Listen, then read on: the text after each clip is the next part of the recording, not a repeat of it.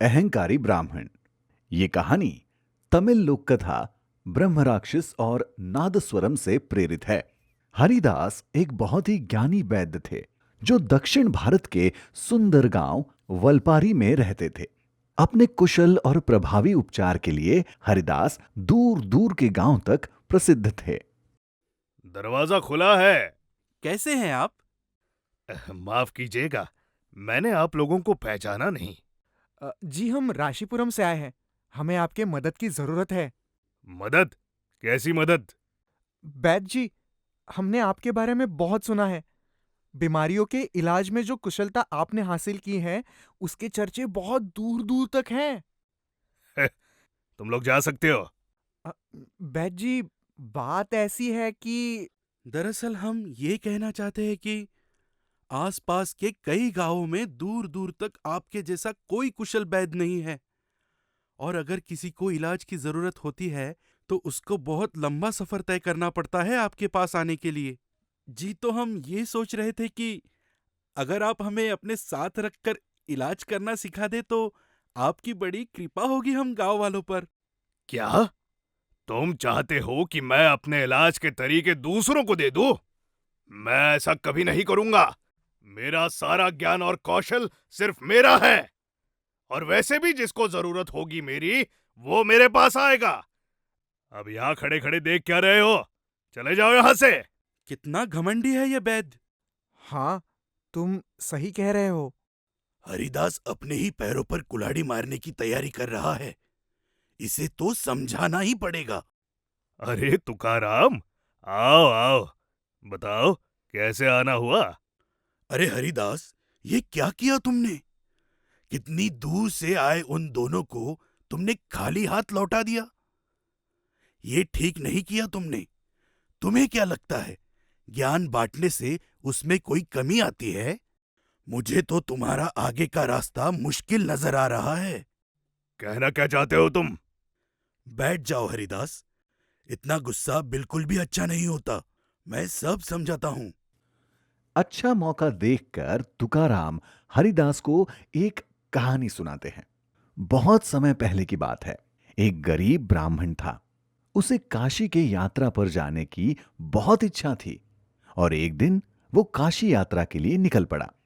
तमिल प्रदेश से काशी प्रदेश काफी दूर था और उन दिनों यात्रा का कोई साधन भी नहीं था।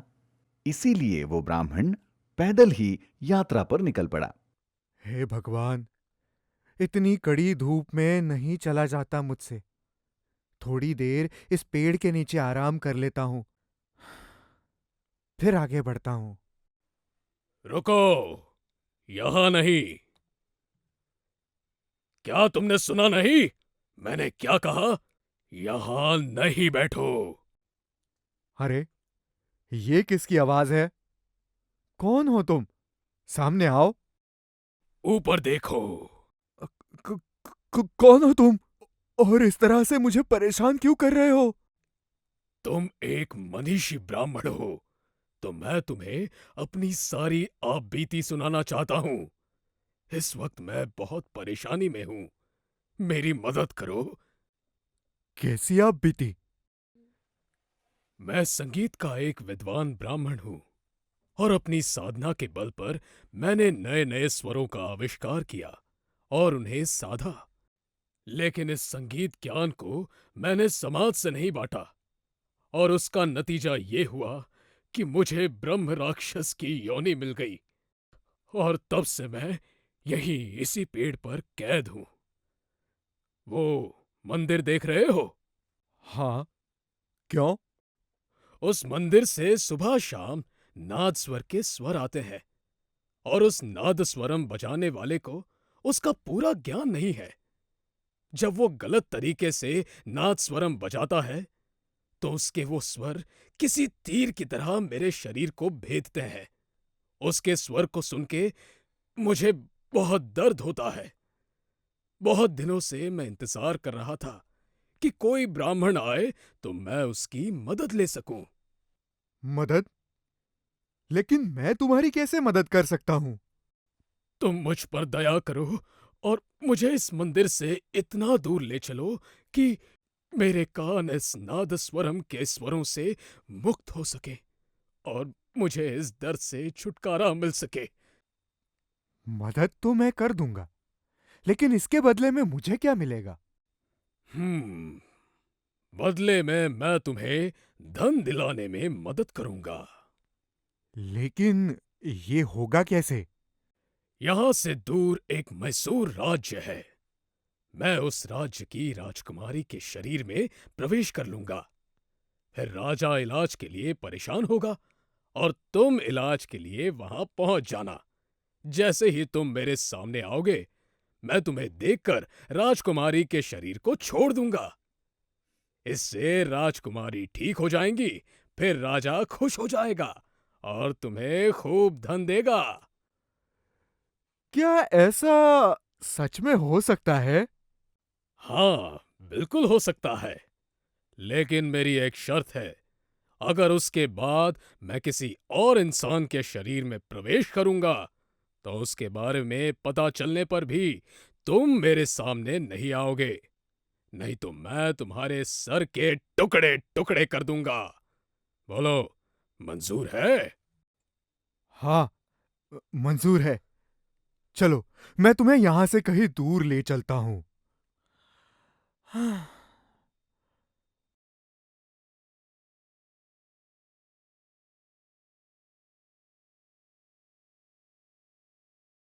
मुझे लगता है हम उस मंदिर से बहुत दूर आ चुके हैं और ये जगह भी तुम्हारे लिए बिल्कुल सही है। अब तुम यहीं ठहर जाओ और मैं अपनी काशी यात्रा के लिए आगे बढ़ता हूँ। तुम्हारा बहुत बहुत धन्यवाद मेरे दोस्त। तुमने मुझे बहुत बड़े मुसीबत से बचाया है।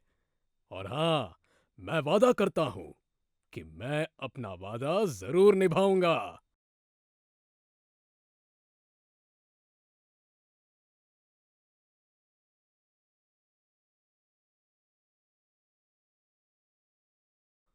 हे भगवान, आज मैं धन्य हो गया आपके दर्शन से।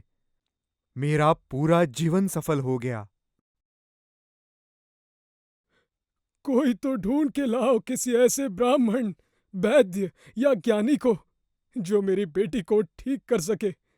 क्या इस पूरे मैसूर राज्य में ऐसा कोई नहीं है? अरे सुना नहीं तुमने? राजा की बेटी की तबीयत बहुत खराब हो गई है।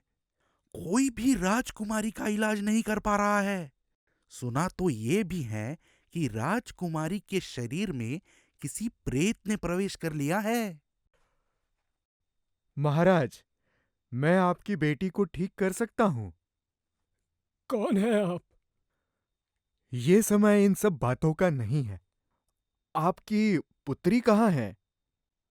आ गए तुम। मैं तुम्हारा ही इंतजार कर रहा था। वादे के अनुसार अभी तो मैं इस शरीर को छोड़कर जा रहा हूं, लेकिन तुम याद रखना कि आगे से तुम मेरे सामने नहीं आओगे, नहीं तो मैं तुम्हारी जान ले लूंगा। ये दे ये कहकर वो ब्रह्म राक्षस गायब हो जाता है और उधर वो राजा बहुत खुश होता है और उसने उस ब्राह्मण को बहुत धन दिया और कुछ जमीन भी दे दी। उसके बाद वो ब्राह्मण मैसूर राज्य में ही बस गया। लेकिन कुछ दिनों के बाद राजा के मित्र केरल प्रदेश के राजा का संदेश आता है कि उनके भी बेटी के शरीर में किसी प्रेत ने प्रवेश कर लिया है और वो मैसूर के राजा से मदद चाहते हैं। मैं उनकी मदद जरूर करूंगा। सैनिकों, उन ब्राह्मण देव को बुलाया जाए। ब्राह्मण देव, आपको हमारे मित्रता की लाज रखनी होगी और केरल राज्य जाकर वहां की राजकुमारी का उपचार करना होगा। जो आज्ञा महाराज। महाराज, मुझे राजकुमारी के कमरे का रास्ता बताएं और मुझे अकेले छोड़ दीजिए। हाँ, मैंने तुमसे कहा था ना कि मेरे पीछे मत आना। अब तुम्हें मरना होगा। अब कोई नहीं बचा सकता तुम्हें। ठीक है, तुम मुझे मार सकते हो, लेकिन मैंने बाहर सबको बोल दिया है कि अगर मैं अंदर से जिंदा बाहर ना लौटूं, तो तुम सब उस नाद स्वरम को यहां इस महल के पास लेके बसा देना। और फिर तुम उस नादस्वरम का आनंद लेते रहना। नहीं नहीं, ऐसा मत करो। मैं राक्षस योनि में हूं। मैं तो आत्महत्या भी नहीं कर सकता। और वो नाद स्वरम वाला अपने बेताल सुरों से मेरे शरीर को छलनी छलनी कर देगा। मैं हाथ जोड़ता हूं, ऐसा मत करो।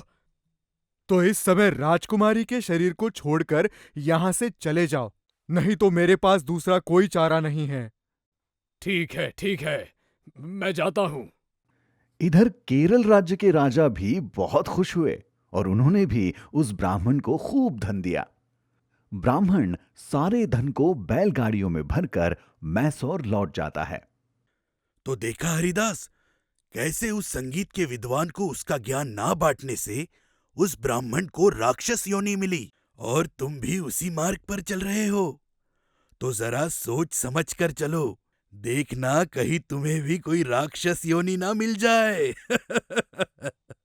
और इस तरह से हरिदास को अपने वर्ताव पे पछतावा होता है और उसी समय से हरिदास ये प्रण लेता है कि वो आज से अपने ज्ञान के प्रकाश को पूरे समाज से बांटेगा।